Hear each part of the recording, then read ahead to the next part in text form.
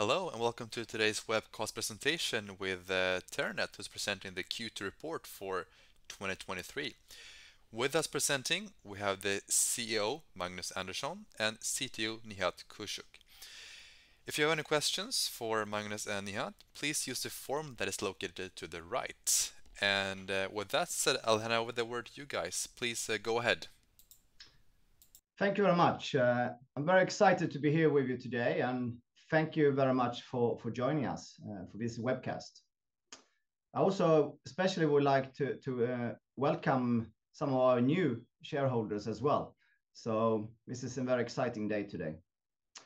My name is Magnus Andersson. I'm the CEO of Terranet. And as mentioned, I also have my CTO with us, Nihat, today.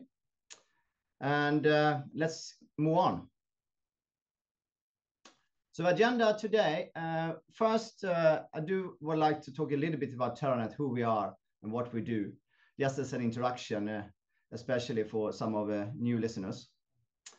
Then we move on and give you an update on the financial for the second quarter this year. And also, of course, give you some highlights in the business, what has happened during the second quarter, both in terms of business development, but then also talk about product development and how we're doing there. And last but not least, also give you some insights on what is coming, what is the road ahead. And this webcast will be available on Terranet's website and on the YouTube channel afterwards. So let's get going. We are born in a forward motion. We are taught to keep on moving. But if you think about it, sometimes the most important thing is knowing how to stop. In the blink of an eye. As cities grow bigger, urban traffic becomes denser and more complicated. Each year, 1.3 million people die in traffic, and more than 40% of fatalities occur in urban areas. We believe that a diverse set of sensors combined with intelligent and precise data fusion are crucial to achieve zero fatalities. When lives are at stake, every meter matters. Every split second counts.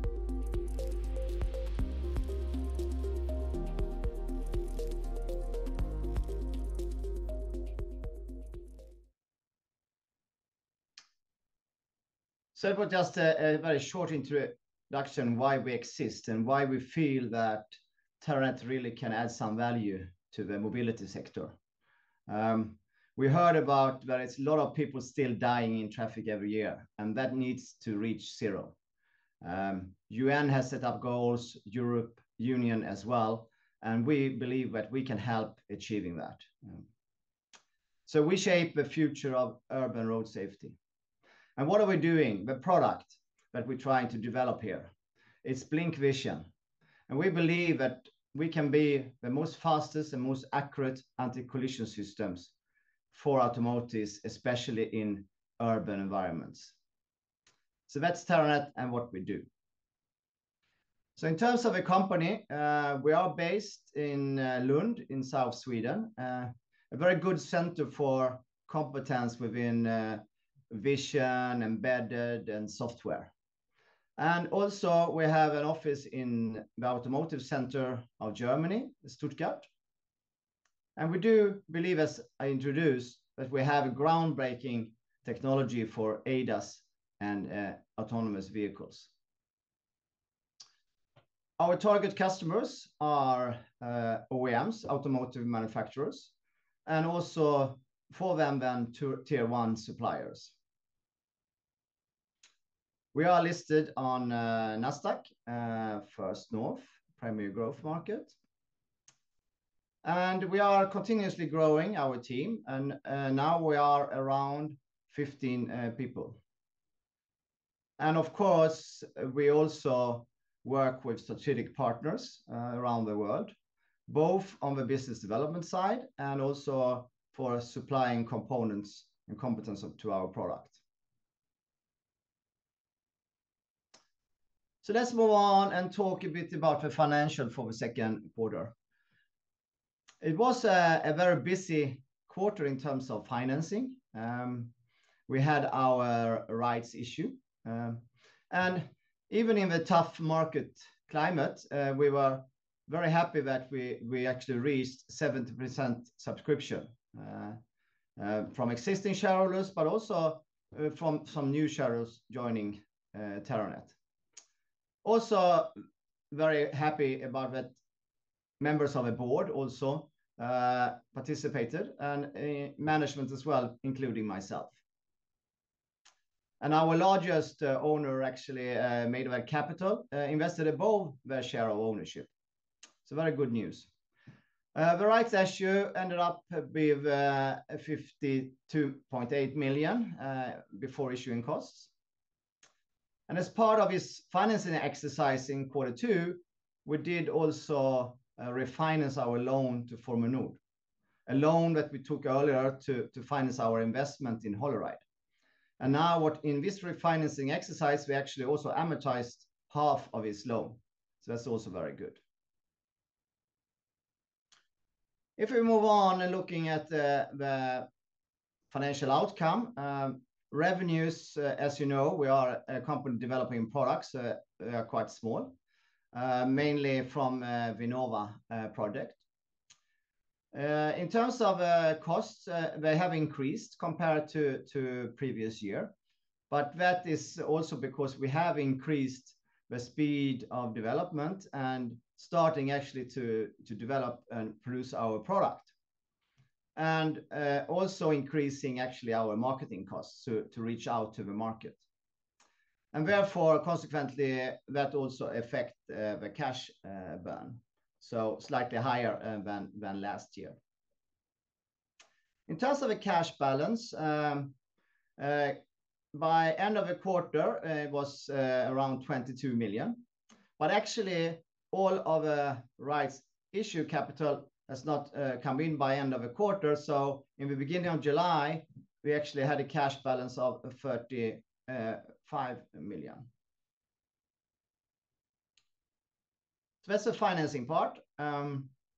If we then move into the key highlights of the business, we told you before that we received our prototype of a laser scanner. So we successfully tested that in our lab environment in Q2. And together with other components, it showed very good results. We could demonstrate a range between 5 and 30 meters, so which was what our objectives have been set. And this, of course, is a very important step to actually complete the prototype that we later on want to put on the vehicle. In parallel, we also make some good progress on the AI side and also working with setting up a virtual simulation system. Because by doing simulations, we can speed up the product development, getting a product fast to the market, but also a product which is more 100%, so to speak. So that was very good achievements in the product development. In terms of the business development side, we continue to participate in many conferences and events around the world, and with different purposes, I would say. One, of course, to meet up with our customers, OEMs and tier ones, but also to confirm that we are that competitive that we believe we are.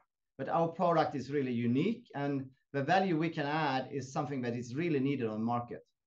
And I think we attended several events in the quarter, and that was confirmed. So there is still a great interest for BlincVision and Terranet. Some of the events we attended is also good. We were not only attending, but we actually were invited to speak in panels and on stage. So we actually participated in a panel together with our customers in ICA Summit in Frankfurt. We were also here in Sweden in Gothenburg, and there we actually had a booth. And then we also spoke on an ADAS conference down in Stuttgart end of June as well. So it shows that there is really an interest for what we are doing. By end of the summer also, we were over in Detroit So we also are not only visible in Europe, but also in North America. And also were invited to participate in the panel. And while in Europe, we had some panels discussing a lot of ADAS, so driver assistance. But in North America, we also participate in panel for autonomous vehicles. So we see there is an interest for our product in many different areas. So another thing we should mention as well, which we also are very proud of, that we are part of a Business Sweden's Autotech program in this year. Meaning that together with us and some other smaller companies, startups in the automotive sector, we are approaching the industries together. And that has several benefits. For us also to talk to other startups, some who have entered the market further than us, and we can share learnings and successes with them, very useful, and contacts. But also being part of a Sweden government program where they also introduce us to key stakeholders in the industry. So we get a wider reach, but also meeting more of the right people. And for example, now in these conferences, I had many discussions with tier 1 suppliers like Continental, ZF, Magna, Aktier, Valeo, Bosch, and Denso. And they're all very interested. And yes, they see the anti-collision potential, but they also actually see other use cases for us where our solution could be used. So that's also very exciting. Of course, we also speak with OEMs. Since we are in Sweden, of course, we speak with Volvo, but also in Germany with Mercedes, Audi, Volkswagen, and others. So yeah, we're speaking with many people in the industry, which is very important for us. Also, one key event I should mention as well that we participated with a different kind of aspect was Vision Zero conference in Stockholm, end of June. And actually the Minister of Infrastructure from Sweden were at the event. And Sweden is seen as in the forefront of saving lives in traffic. And we still are. So there was a lot of international participants and a lot of regulators and other there. So very important for us to be visible, to work closely with the regulators to see how they can strengthen some of the targets to ensure that products like Terranet are being used. So very useful. Last but not least, we did also launch a media campaign, a 3-week media campaign during Q2 to reach the wider tech and business segments. So very good visibility for us and a good reach. So that was some of the business highlights for the second quarter. So very busy again, very good progress, both on the product development, but also on the business development side. So let's now move on to the next agenda point. And Nihat will give you some more details on our product development. Thank you, Magnus. Good morning, everybody. My name is Nihat. I'm responsible for product strategy and product development at Terranet. I'll give you a brief update on the status of our development. So our development activities are running according to plan without delays. We made good progress in all areas, bringing us steadily closer to our prototype. Also, we're able to recruit additional engineers, which is good for our development to pick up more speed. On this slide, on the first slide, I'm going to show you an update on the scanning device, which is our emitting unit.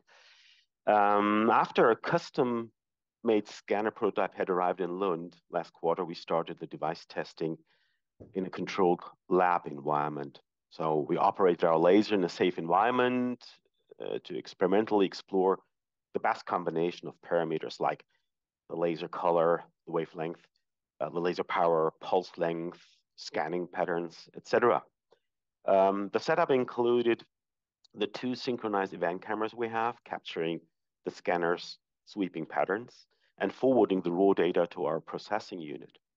Since our scanner serves as a vital component in their entire system, we think that the testing phase marked a significant milestone towards our final prototype. The scanner has been able to demonstrate excellent performance in illuminating objects up to a range of 30 meters in front of a vehicle while maintaining, of course, international eye safety standards. The next slide, I'll describe the status of our processing unit. So after our stereo camera system has captured the reflected laser beams, along with a lot of noise, of course, the incoming data needs to be filtered due to ambient light. Getting rid of irrelevant data needs to be eliminated. Trajectories need to be reconstructed. And finally, to get a 3D scene, a triangulated 3D scene. These main tasks define the most relevant requirements that we have for our processing unit. So far, we have not had the opportunity to test or optimize our algorithms for beams arriving from 5 fast-moving lasers in parallel. This is currently being executed in our lab under artificial lighting conditions. The processor's output is a fast, asynchronous data stream of 4D splines, which are basically a sequence of vertices connected by lines. This is a totally different output than you know from cameras, LiDAR, or radar systems.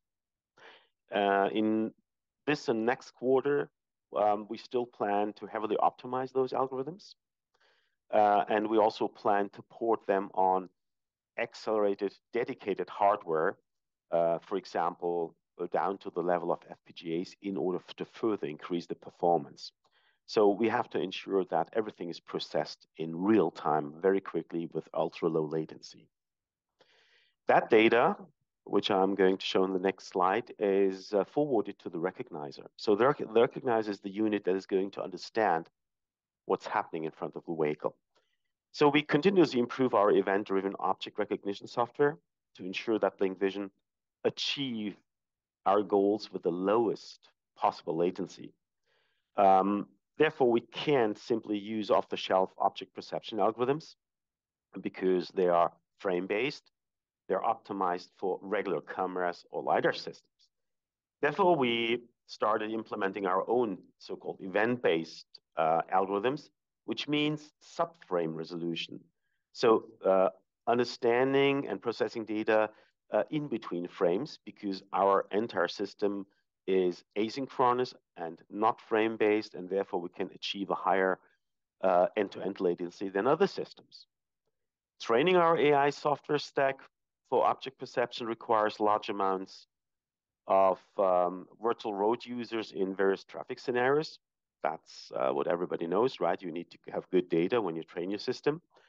But our engineers currently validate our perception stack under a vast range of different conditions using, of course, simulation platforms. So we're trying different simulation platforms, work with them in parallel, and we'll continue this work until end of this year.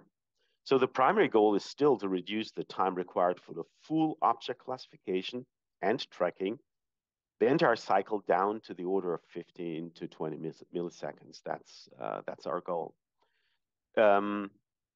Of course, so before we take a test vehicle on the road, we want to analyze different critical driving situations, different Euro NCAP situations in that test environment, in the virtual environment. By using those professional end-to-end simulation platforms, we can both validate the performance of our system, but also we will accelerate our hardware and software development in general. Yes, thanks for your attention. I'm heading back to Magnus. Thank you very much, Nihat. Very exciting on our product development side. If we now look ahead, what's coming? What are we spending our time on today, tomorrow, and this coming quarter? As Nihat mentioned, we are focusing a lot on the AI capabilities. Yeah. So in the simulation side, but also starting implementing this part of a product. Very interesting, very exciting, and very important part to also keep up the speed on identifying and adding value to the traffic safety. Secondly, of course, we want pre-production or a prototype ready as soon as possible. Okay. We're working up in the lab, and then of course the next step after that is to put it out on a vehicle. So we put a lot of focus on that and continue to do so in the next quarter. And also, I mean, in the end, our customers want to come here and visit us, and even in the lab to see our product. So that's why this is also important. And in terms of business development, we will continue a partnership with Business Sweden. And actually, now in September, we are again invited to speak at a conference in California. So we will do that together with a delegation with Business Sweden and including a road trip in California. So that's very interesting for us. We also have other conferences we need to attend in Europe, of course, during September as well. And lastly, continue expanding the team. Nia stated that we added some excellent engineers to our team, and we continue to do that. But also in terms of other functions, we also are strengthening up the team. So we're continuing that effort. So that's our focus areas for the coming quarter. So thank you very much for listening today. Stay up to date with us. Of course, look at our website for press releases and news updates. You can, of course, also send us an email on investor relations if you have any questions. And lastly, of course, we also try to be quite visible on social media, especially on LinkedIn. So please ensure you follow us there. So let's move on to the Q&A session and see if we have any questions from the audience. Thank you very much, Magnus and Nihat, for that presentation. And now we'll jump, like I said, into the Q&A section. And we'll start with the first question here. How long does the funds you received from the rights issue last? Yeah, thank you very much for that question. A very, very good question. Of course, depending on the different paths we take moving forward, choices in development and the speed we do this, that will affect how long the cash would last, right? And also we have an outcome of warrant series in TO6 and TO7, one in December and then in June next year. So that the outcome of those will also affect how long the cash will last from the rights issue. Right? Thank you. And we'll take the next question here. Many competitors worldwide working on LiDAR and radar with their own object perception. What would you say is unique with your solution when it comes to object perception? Yeah, Nihat, let me take that one. Yes. Our objective is to design an approach that reduces the processing latency as much as possible with maintaining highest performance possible. That means that we have to go also different ways when it comes to the object perception. For example, we apply a novel asynchronous event processing paradigms that generalize the standard so-called graph neural networks process. So we are processing events as they come in. We're not collecting them to frames and then process them. If we did that, we wouldn't have any advantage over the so-called frame-based approaches. So this is why a blink vision scanning and capturing totally differs from regular RGB cameras or time-of-flight concepts others use. So we have to have those tailored data models and also our own neural networks and the different training. So this is different and needs to be different because the concept is different and will make us, from terms of in terms of performance and also latency, top notch. Okay, thank you. And you mentioned in your presentation today that you wanted to develop your own AI. Does it make it more complicated, and could it possibly cause any delays? Yeah, that's also a good question, which basically relates to the previous one somehow. We don't expect any delays there because we have those algorithms in place.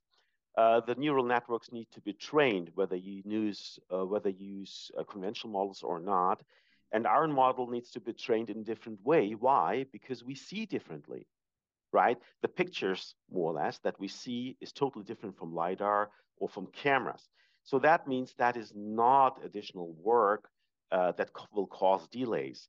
More complicated, I would say we're using the latest algorithms that are developed, or at least papers that are developed by many different universities across the world.